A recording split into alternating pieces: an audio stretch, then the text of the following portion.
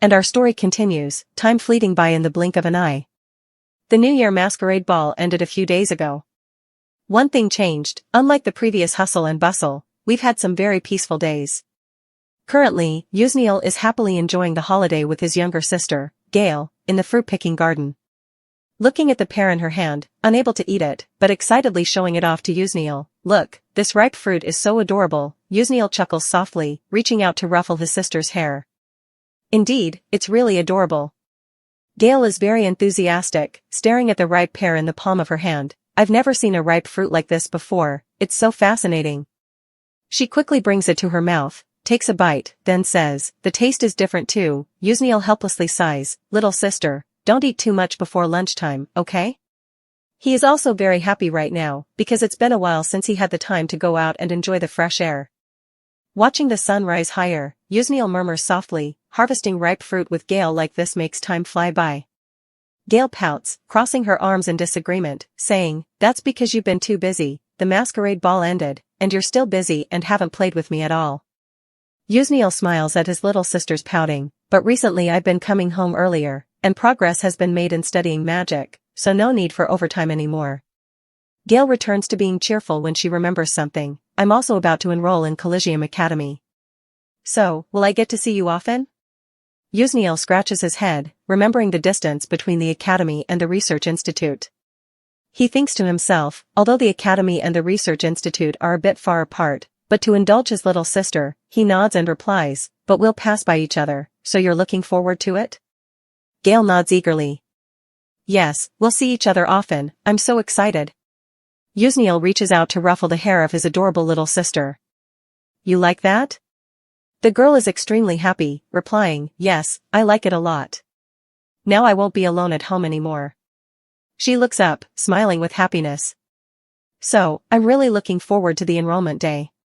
Hearing his sister's reason, Yuzniel suddenly feels a bit emotional. It seems like Gail was born just yesterday, and yet she's grown to the point of almost attending Collegium Academy. There are already many ripe fruits on the tree. Time flies so fast, everything has bloomed and borne fruit. And yet, I'm still here in this world, every new year makes me think a lot. Does time still flow like this in this world? If so, then my mother is still alive. When will I stop enduring the nightmare of being killed? And what troubles me the most is, can I go back? Yuzniel tightly grips the pear in his hand, shaking his head to remind himself, I'm sinking into thoughts again. I should quickly think about something else. With that in mind, Yuzniel remembers something. That's right, I have to let Tespelin know that I picked fruit from this tree before, it's been days since we've seen each other. I wonder what Tespelin has been doing since that masquerade ball. She doesn't know that at that moment, Tespelin is lying in bed, her face pale and miserable. Tespelin keeps murmuring softly, it hurts so much, I'm in so much pain. So, please, come see me quickly, Yuzniel. Now that her body has somewhat recovered, Tespelin can comfortably sit leaning on her chin in the palace, in front of the council members present there. Tespelin silently looks at the man in front of her. Duke Harland now stands before the emperor, his face showing concern as he reports that the recent trend in the Southern Empire is abnormal. They've heard that military exercises are continuously taking place at the border. We also need to be prepared in advance. A blonde duke standing behind, upon hearing this, immediately mocked, preparation? Do you even know if the information is accurate before reporting it to His Majesty, Duke Harland? This speaker was none other than Duke Latia. Beside him, Duke Shiz also chimed in, whispering, it's probably because of the close relationship with His Majesty, dancing with him, so there's nothing to fear, right? Someone hearing this angrily retorted, you're too impudent. It was Duke Bonus. But accustomed to such banter, and not wanting to escalate the situation, Duke Harland gestured to Duke Bonus, it's all right. On the other side, Latia continued to provoke, while Bernard could only show his anger. What?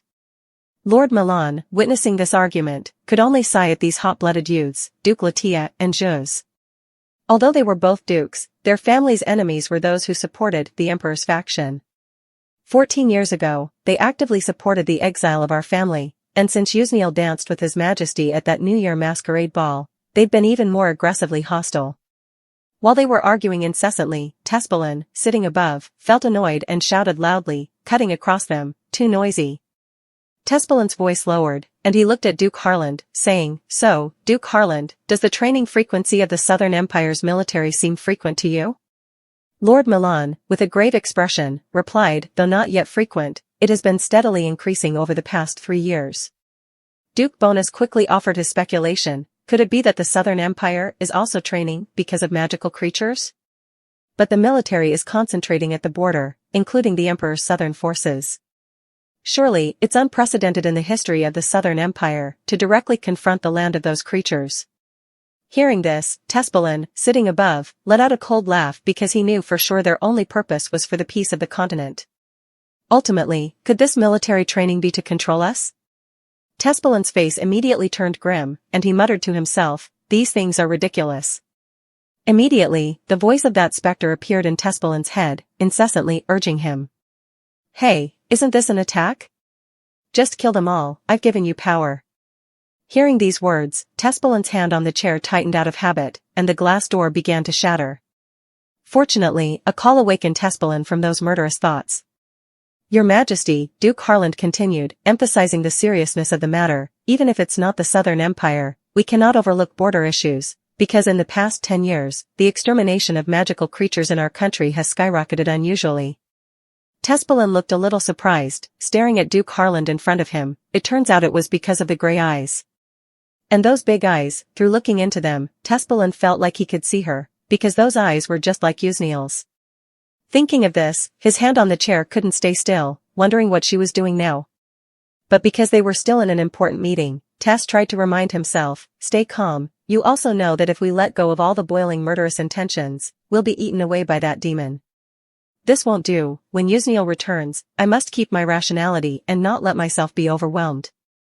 After a while, in the magnificent royal court, the architecture inside was extremely luxurious, dazzling. Tess walked along the corridor, holding his head, exhaling, cursing, "Damn long meeting." He stopped, asking the steward behind him, "Steward."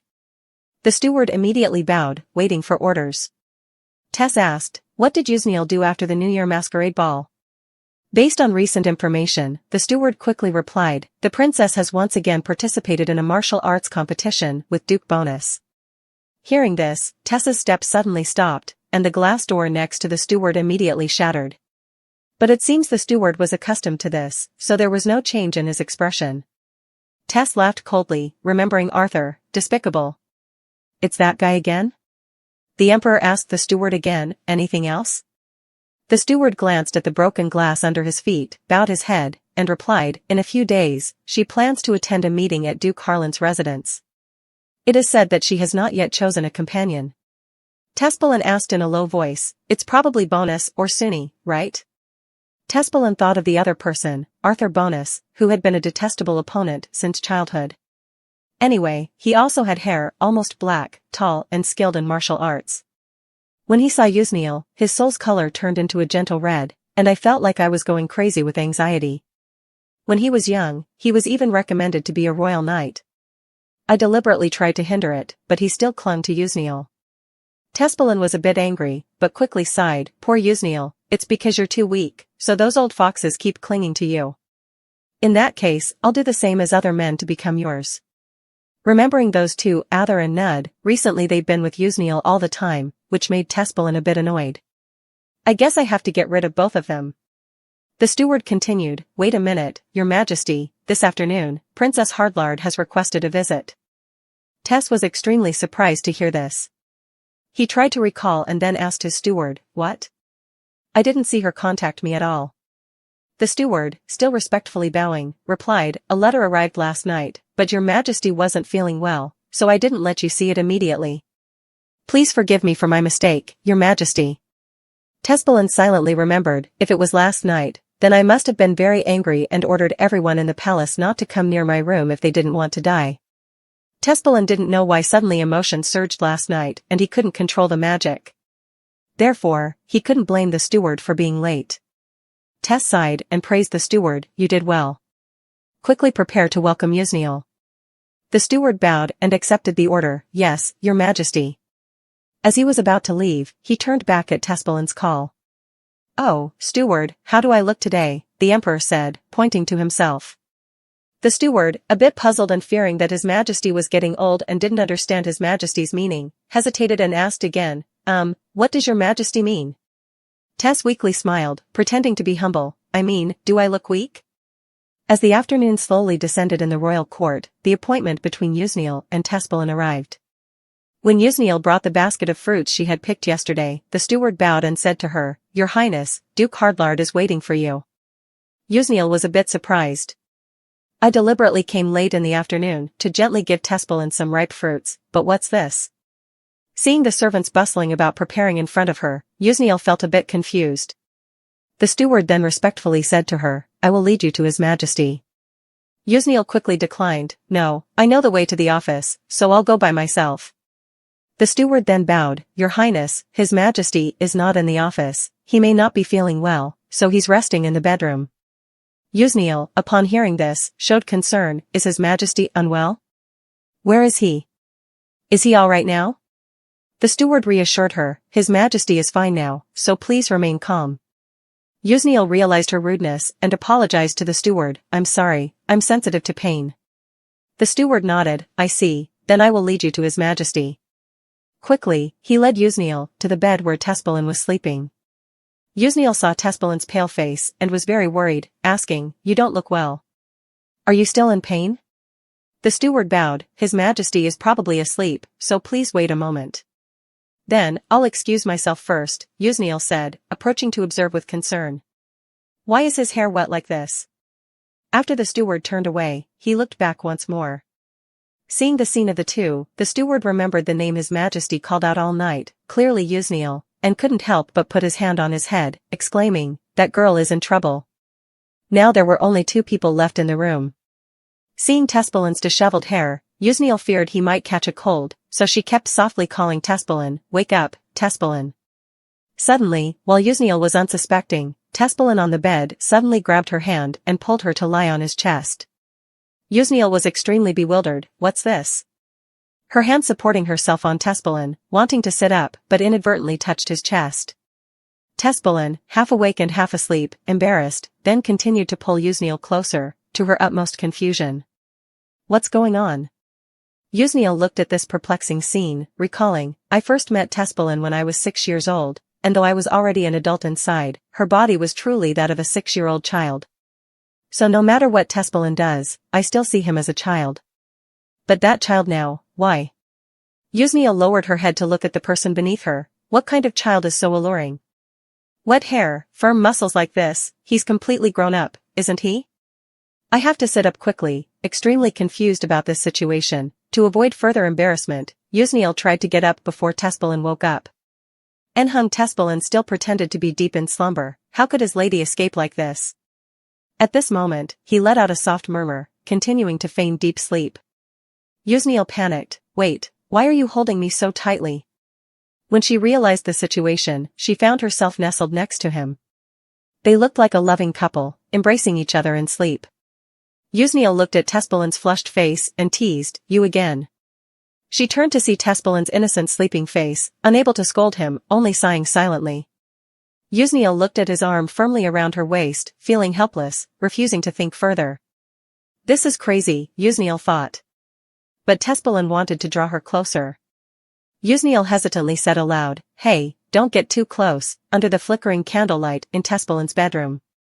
He continued to hold her tightly. Meanwhile, she was feeling anxious, sensing Tespelin's breath just behind her neck.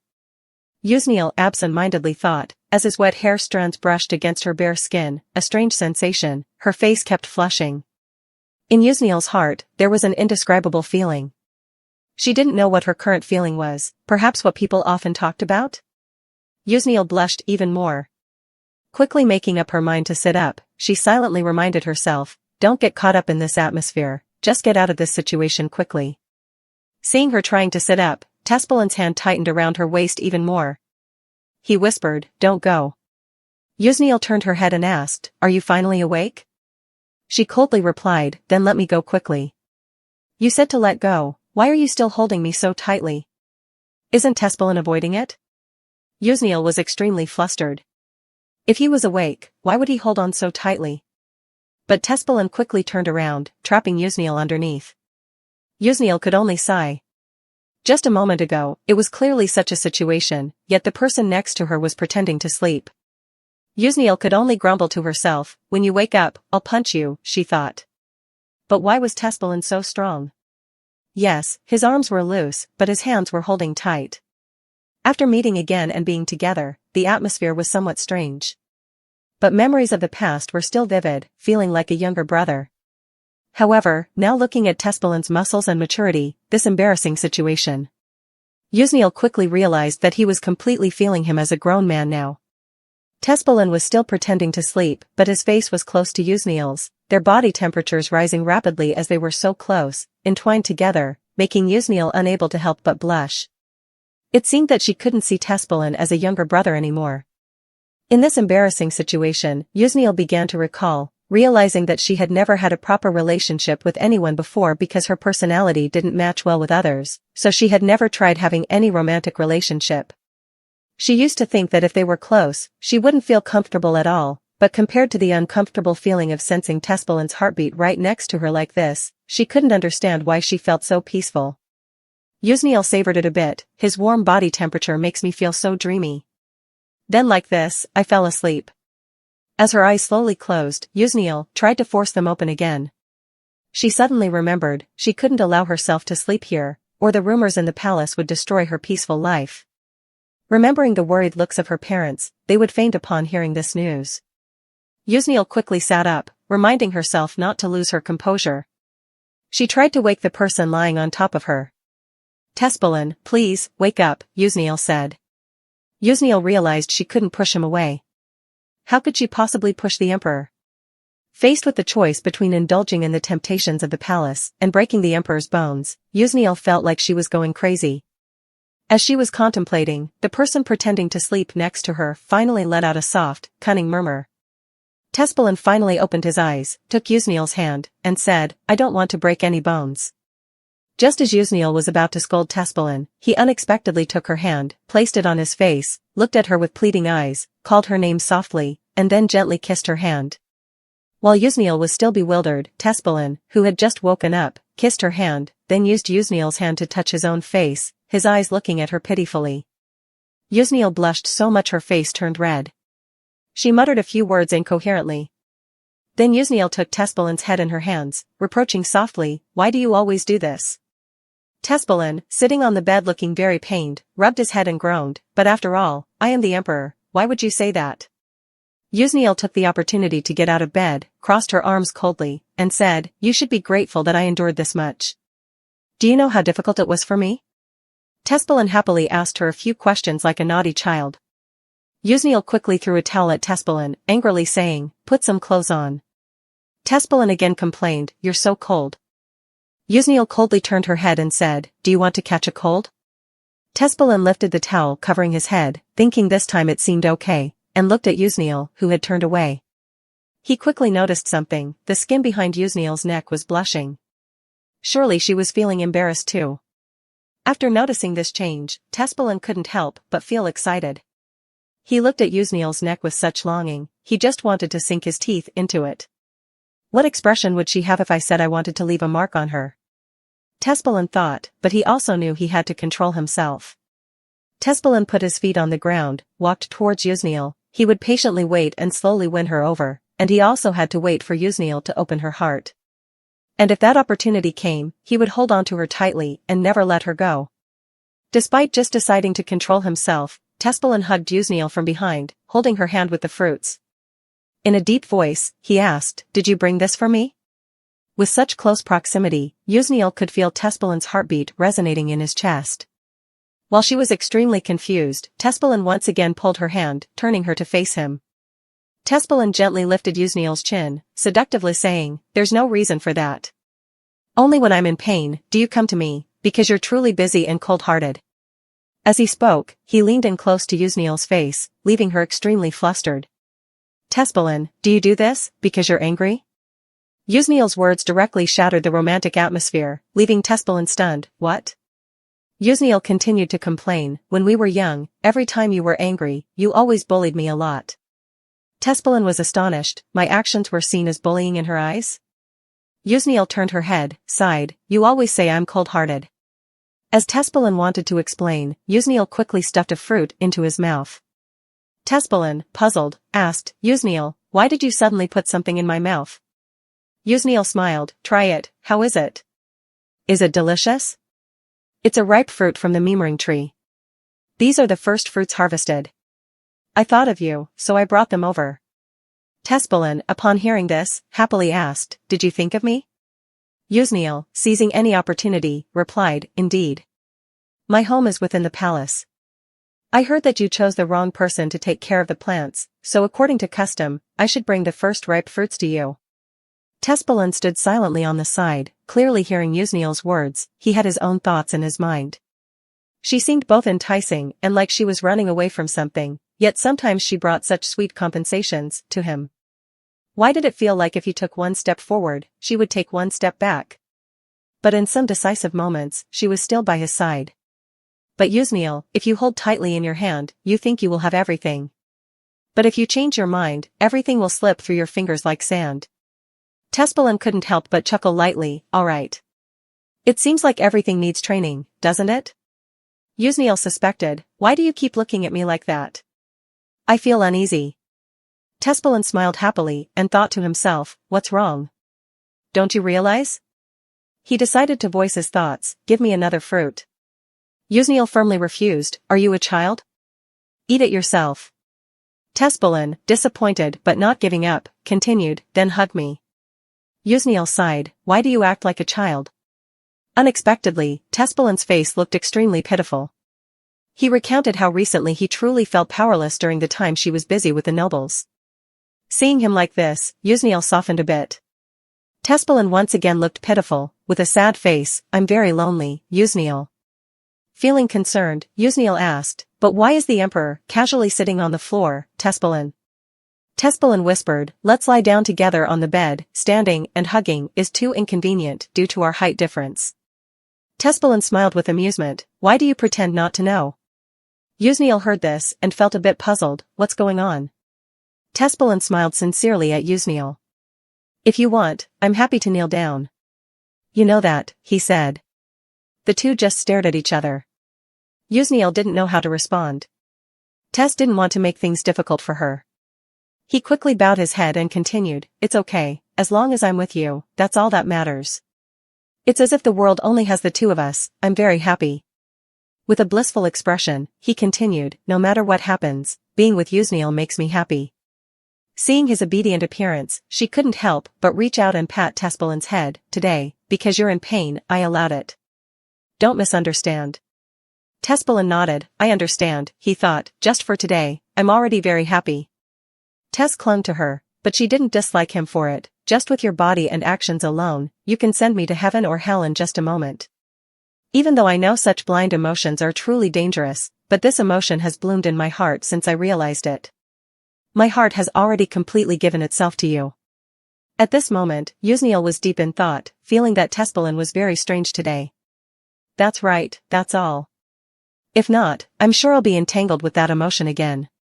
The research on magic is being actively resolved and the door I need to find is just time. The nightmares of that day still appear in my dreams, reminding me that one day I will return there. Since appearing in this world, I have tried to ignore everything, but if I dip my hands into the things of this world, suddenly I will be overly involved. My existence will only increase the impact. So, no matter how you look at it, this emotion is still truly chaotic. So, I have to wake up. After Tespelin was settled into sleep by her, it was already late. So Yusniel turned away, murmuring softly, good night, Tespelin.